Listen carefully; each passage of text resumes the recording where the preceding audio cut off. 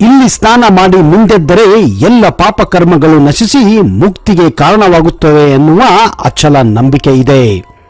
ಸಾವಿನ ನಂತರ ಸ್ವರ್ಗಕ್ಕೆ ಸ್ಪಷ್ಟವಾದ ಮಾರ್ಗವನ್ನ ಕಂಡುಕೊಳ್ಳುವ ಮತ್ತು ಜೀವನ ಮತ್ತು ಸಾವಿನ ಶಾಶ್ವತ ಚಕ್ರದಿಂದ ಹೊರಬರಲು ಇದು ಒಂದು ಪವಿತ್ರ ಸ್ಥಳವಾಗಿದೆ.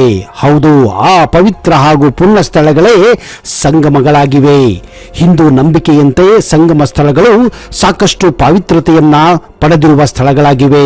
2 ಅಥವಾ 1ಕ್ಕಿಂತ ಹೆಚ್ಚು ನದಿಗಳು ಒಂದೇ ಸ್ಥಳದಲ್ಲಿ ಕೂಡುವ ಸ್ಥಳವನ್ನೇ ಸಂಗಮ ಎಂದು ಕರೆಯಲಾಗುತ್ತದೆ. ಭಾರತದಲ್ಲಿ ಹಲವು ಸಂಗಮಗಳಿದ್ದು ಅವುಗಳಲ್ಲಿ ಸ್ನಾನ ಮಾಡಿದರೆ ಎಲ್ಲ ಪಾಪಕರ್ಮಗಳು ನಶಿಸಿ ಮುಕ್ತಿಗೆ ದಾರಿ ಮಾಡಿಕೊಡುತ್ತವೆ. ಇಂತಹ ಸಂಗಮ ಕ್ಷೇತ್ರಗಳಿಗೆ ಲಕ್ಷಾಂತರ ಭಕ್ತರು ಪ್ರತಿ ವರ್ಷ ಭೇಟಿ ಕೊಟ್ಟು ಪುಣ್ಯವನ್ನ ಕೂಡ ಗಳಿಸಿಕೊಳ್ಳುತ್ತಾರೆ. ಹಾಗಾದ್ರೆ ಆ ಪವಿತ್ರ ಸಂಗಮಗಳು ಎಲ್ಲೆಲ್ಲಿವೆ, ಯಾವುವು ಅಂತ ನೀವು ತಿಳಿದುಕೊಳ್ಳಬೇಕೆಂದ್ರೆ ಈ ವಿಡಿಯೋನ ಸ್ಕಿಪ್ ಮಾಡದೆ ಕೊನೆವರೆಗೂ ನೋಡಿ. ಟಿ ನರಸಿಂಹಪುರ, ಮೈಸೂರು. ಜನಪ್ರಿಯವಾಗಿ ಟಿ ನರಸೀಪುರ ಎಂದು ಕರೆಯಲ್ಪಡುವ ತಿರುಮಕೂಡಲ ನರಸಿಂಹಪುರ ಮೈಸೂರು ಜಿಲ್ಲೆಯಲ್ಲಿರುವ ಒಂದು ಪರಮ ಪಾವನ ಕ್ಷೇತ್ರವಾಗಿದೆ. ಇಲ್ಲಿ ಕಾವೇರಿ, ಕಪಿಲಾ ಮತ್ತು ಸ್ಫಟಿಕ ಸರೋವರ ಗುಪ್ತಗಾಮಿನಿ ಒಂದಕ್ಕೊಂದು ಸಂಗಮಗೊಂಡು ಈ ಕ್ಷೇತ್ರವನ್ನ ಪವಿತ್ರಗೊಳಿಸಿವೆ. ಇಲ್ಲಿ ಗುಪ್ತಗಾಮಿನಿಯು ರಹಸ್ಯಮಯವಾಗಿದ್ದು ಕಣ್ಣಿಗೆ ಗೋಚರಿಸುವುದಿಲ್ಲ. ಕರ್ನಾಟಕದ ಈ ಒಂದು ಸ್ಥಳದಲ್ಲಿ ಮಾತ್ರವೇ ಈ ರೀತಿಯ ಸಂಗಮವಿದ್ದು ಈ ಕ್ಷೇತ್ರವು ಧಾರ್ಮಿಕವಾಗಿ ಹೆಚ್ಚು ಮಹತ್ವವನ್ನ ಪಡೆದಿದೆ. ಈ ಕ್ಷೇತ್ರದಲ್ಲಿ ಸ್ನಾನ ಮಾಡಿದರೆ ನಿಮ್ಮೆಲ್ಲ ಪಾಪಗಳು ತೊರೆದು ನೀವು ಮುಕ್ತಿಯನ್ನ ಪಡೆಯಬಹುದು ಅನ್ನುವ ನಂಬಿಕೆ ಇದೆ. ಮೇಕೆದಾಟು ಸಂಗಮ, ರಾಮನಗರ. ಬೆಂಗಳೂರಿಗೆ ಹತ್ತಿರವಾಗಿರುವ ಇನ್ನೊಂದು ಪ್ರಮುಖ ಸಂಗಮವೆಂದರೆ ಅದು ಮೇಕೆದಾಟು ಸಂಗಮವಾಗಿದೆ. ಇದು ಪ್ರಸಿದ್ಧ ಮೇಕೆದಾಟುವಿನ ಬಳಿ ಇದೆ. ಅರ್ಕಾವತಿ ನದಿ ಕಾವೇರಿ ನದಿಯೊಂದಿಗೆ ವಿಲೀನಗೊಳ್ಳುವ ಸಂಗಮ ಸ್ಥಳ ಇದಾಗಿದೆ. ಇನ್ನು ಮೇಕೆದಾಟು ಕಾವೇರಿ ನದಿ ಕಿರಿದಾದ ಕಮರಿನ ಒಳಗೆ ಹರಿಯುವ ಸ್ಥಳವಾಗಿದೆ. ಮೇಕೆದಾಟಿಗಿಂತ 3 ಕಿಲೋಮೀಟರ್ ಮುಂದಿರುವ ಸಂಗಮ ಇದು ಕಾವೇರಿ ಮತ್ತು ಅರ್ಕಾವತಿ ನದಿಗಳ ಸಂಗಮ ತಾಣವಾಗಿದೆ. ಕಾವೇರಿ ನದಿ ಸಂಗಮದಲ್ಲಿ 150 ಮೀಟರ್ಗಿಂತಲೂ ಹೆಚ್ಚು ಅಗಲವಾಗಿ, ಮೇಕೆದಾಟುವಿನಲ್ಲಿ ಕೇವಲ 5 ರಿಂದ 10 ಮೀಟರ್ ಕಿರಿದಾದ ಕಮರಿನಲ್ಲಿ ಹರಿಯುತ್ತದೆ. ಸಂಗಮದಲ್ಲಿ ತೆಪ್ಪ ಸವಾರಿ ಮಾಡಿ ನೀವು ಸಂತೋಷವನ್ನ ಕೂಡ ಅನುಭವಿಸಬಹುದು. ಸಂಗಮದಲ್ಲಿ ನೆಲೆಗೊಂಡಿರುವ ಈ ಪವಿತ್ರ ಸ್ಥಳವು ಶಿವನ ಸಂಗಮೇಶ್ವರ ಅವತಾರ ಹೊಂದಿರುವ ದೇವಾಲಯ ಕೂಡ ಇದೆ.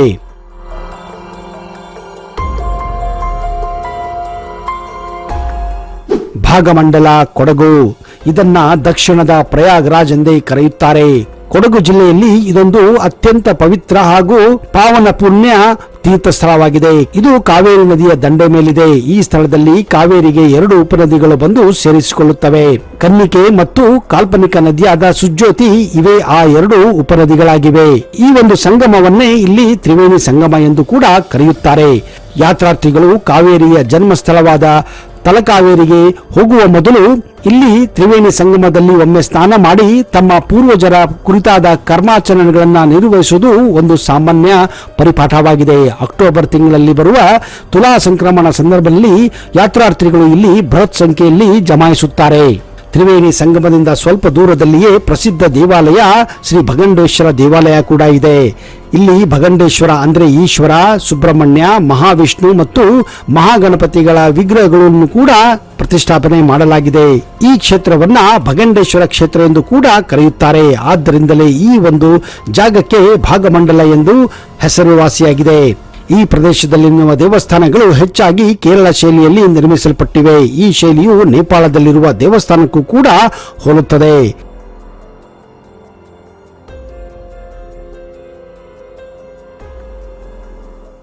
ಸ್ನೇಹಿತರೆ, ಒಮ್ಮೆಯಾದರೂ ಜೀವನದಲ್ಲಿ ನೀವು ಇಂತಹ ಸಂಗಮ ಸ್ಥಳಕ್ಕೆ ಹೋಗಿ ನಿಮ್ಮ ಪಾಪಗಳನ್ನ ತೊಳೆದುಕೊಳ್ಳುವ ವ್ಯವಸ್ಥೆಯನ್ನ ನೀವು ಮಾಡಿಕೊಳ್ಳಲೇಬೇಕು. ಜೀವನದಲ್ಲಿ ಮೋಕ್ಷ ಹಾಗೂ ಮುಕ್ತಿಯನ್ನು ಪಡೆಯಲು ಸಂಗಮದಲ್ಲಿ ಪವಿತ್ರ ಸ್ನಾನ ಮಾಡುವುದು ಬಹುಮುಖ್ಯವಾಗಿದೆ. ಹಾಗಾದರೆ ತಡೆಯಾಕೆ? ಸಮಯ ಸಿಕ್ಕಾಗ ಈ ಸಂಗಮಗಳಿಗೆ ಹೋಗಿ ನೀವು ಸ್ನಾನ ಮಾಡಿ ಪುಣ್ಯವನ್ನ ಗಳಿಸಿಕೊಳ್ಳಿ. ಕೂಡಲ ಸಂಗಮ, ಬಾಗಲಕೋಟೆ. ಕರ್ನಾಟಕವು ಅಸಂಖ್ಯಾತ ದೇವಾಲಯಗಳು ಮತ್ತು ಯಾತ್ರಾ ಸ್ಥಳಗಳಿಗೆ ತವರಾಗಿದೆ. ಕೂಡಲ ಸಂಗಮವು ಬಾಗಲಕೋಟೆ ಜಿಲ್ಲೆಯಲ್ಲಿರುವ ಒಂದು ಪ್ರಸಿದ್ಧ ಜನಪ್ರಿಯ ತಾಣಗಳಲ್ಲಿ ಒಂದಾಗಿದೆ. ಇದು ಐತಿಹಾಸಿಕ ಮತ್ತು ಧಾರ್ಮಿಕ ಮಹತ್ವವನ್ನು ಕೂಡ ಹೊಂದಿದೆ. ಆದ್ದರಿಂದ ನೀವು ಹಲವಾರು ದೇವಸ್ಥಾನಗಳನ್ನ, ಸ್ಮಾರಕಗಳನ್ನ ಇಲ್ಲಿ ಕಾಣಬಹುದು. ಕೃಷ್ಣ ಮತ್ತು ಮಲಪ್ರಭಾ ನದಿಗಳು ಮುಖಾಮುಖಿಯಾದ ಬಾಗಲಕೋಟೆ ಜಿಲ್ಲೆಯ ಕೂಡಲ ಸಂಗಮವು ಹಿಂದೂಗಳ ಅದರಲ್ಲೂ ಲಿಂಗಾಯತ ಪಂಥದ ಪ್ರಮುಖ ಯಾತ್ರಾ ಸ್ಥಳವಾಗಿದೆ. ಏಕೆಂದರೆ ಇದು ಆಧ್ಯಾತ್ಮಿಕ ಮತ್ತು ಧಾರ್ಮಿಕ ಗುರುವಾದ ಬಸವಣ್ಣನವರ ಸಮಾಧಿಯನ್ನು ಕೂಡ ಹೊಂದಿದೆ. ಹಿಂದೂ ಧರ್ಮದಲ್ಲಿ ಲಿಂಗಾಯತ ಪಂಗಡದ ಅನುಯಾಯಿಗಳು ಪ್ರತಿ ವರ್ಷ ಇಲ್ಲಿಗೆ ಭೇಟಿ ಕೊಡುತ್ತಾರೆ. ಬುದ್ಧನ ನಂತರ ಭಾರತ ಕಂಡ ಶ್ರೇಷ್ಠ ದಾರ್ಶನಿಕರಲ್ಲಿ ಒಬ್ಬರಾದ ಬಸವಣ್ಣರು ಐಕ್ಯವಾದಂತಹ ಈ ಸ್ಥಳ ರಾಷ್ಟ್ರೀಯ ಹೆದ್ದಾರಿ 13ರಲ್ಲಿ ಹುನಗುಂದ ಮತ್ತು ಆಲಮಟ್ಟಿ ನಡುವೆ ಇದ್ದು, ಇಲ್ಲಿ ಕೃಷ್ಣಾ ಮತ್ತು ಮಲಪ್ರಭಾ ಮತ್ತು ಘಟಪ್ರಭಾ ನದಿಗಳ ಸಂಗಮದ ಸ್ಥಳವಾಗಿದೆ. ಇದು ಬಸವಣ್ಣನವರು ಐಕ್ಯವಾದ ಸ್ಥಳವಾಗಿದ್ದು ಲಿಂಗಾಯತ ಧರ್ಮದ ಪ್ರಮುಖ ಕ್ಷೇತ್ರವಾಗಿದೆ. ಬಸವಣ್ಣನವರು ಚಿಕ್ಕ ವಯಸ್ಸಿನಲ್ಲಿ ಇಲ್ಲಿಗೆ ಬಂದಾಗ ಈಶಾನ್ಯ ಗುರುಗಳೆಂದು ಖ್ಯಾತರಾಗಿದ್ದ ಪರಮ ಪೂಜ್ಯ ಜಾತವೇದ ಮುನಿಗಳಿಂದ ಶಿಕ್ಷಣ ಮತ್ತು ಮಾರ್ಗದರ್ಶನವನ್ನ ಪಡೆದಿದ್ದರು. ಇಲ್ಲಿ ಕೃಷ್ಣಾ ನದಿ ಬೇರೆರಡು ನದಿಗಳನ್ನ ಸೇರಿ ಮುಂದೆ ಇದು ಪೂರ್ವ ದಿಕ್ಕಿನಲ್ಲಿ ಆಂಧ್ರ ಪ್ರದೇಶದ ಶ್ರೀಶೈಲದತ್ತ ಸಾಗುತ್ತದೆ. ಆಲಮಟ್ಟಿ ಜಲಾಶಯ ನಿರ್ಮಾಣದ ನಂತರ ಹಿನ್ನೀರಿನಲ್ಲಿ ಮುಳುಗಡೆ ಆಗುತ್ತಿದ್ದ ಈ ಸ್ಥಳವನ್ನ ಈಗ ಸಂರಕ್ಷಿಸಲಾಗಿದೆ.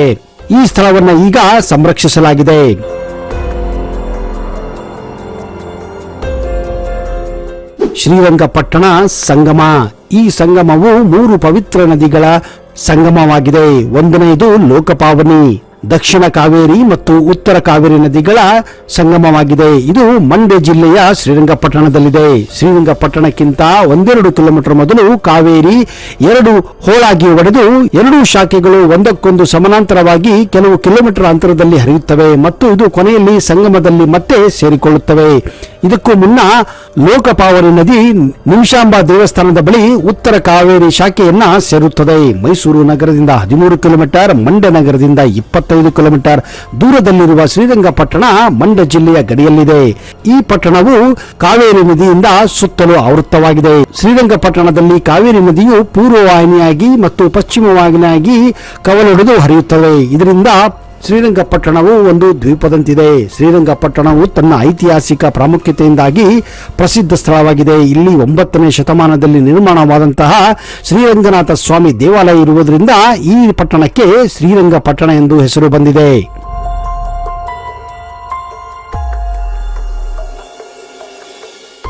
ಕೂಡ್ಲಿ ಅಥವಾ ಕೂಡಲಿ, ಶಿವಮೊಗ್ಗ. ಕರ್ನಾಟಕ ರಾಜ್ಯದ ಶಿವಮೊಗ್ಗ ಜಿಲ್ಲೆಯಲ್ಲಿರುವ ಕೂಡಲಿ ಒಂದು ಸಂಗಮ ಸ್ಥಳವಾಗಿದ್ದು, ಇಲ್ಲಿ ತುಂಗಾ ಮತ್ತು ಭದ್ರಾ ನದಿಗಳು ಸಂಗಮಗೊಳ್ಳುತ್ತವೆ. ದಕ್ಷಿಣ ಭಾರತದ ವಾರಣಾಸಿ ಎಂದೇ ಪ್ರಸಿದ್ಧಿಯಾಗಿರುವ ಈ ಕೂಡ್ಲಿಯು ದಕ್ಷಿಣ ಭಾರತದ ಪವಿತ್ರ ಸ್ಥಳಗಳಲ್ಲಿ ಒಂದಾಗಿದೆ. ಇದು ತುಂಗಾ ಮತ್ತು ಭದ್ರಾ 2 ಪವಿತ್ರ ನದಿಗಳ ಸಂಗಮವಾಗಿದೆ. ಐತಿಹಾಸಿಕ ಮತ್ತು ಧಾರ್ಮಿಕ ಪ್ರಾಮುಖ್ಯತೆಯನ್ನು ಹೊಂದಿರುವ ಸ್ಥಳವಾದ ಕೂಡ್ಲಿ ಪ್ರಾಚೀನ ಕಾಲದಿಂದಲೂ ಪೂಜಾ, ಧ್ಯಾನ ಮತ್ತು ಶಾಂತಿಯ ಒಂದು ಪ್ರಮುಖ ಸ್ಥಳವಾಗಿದೆ.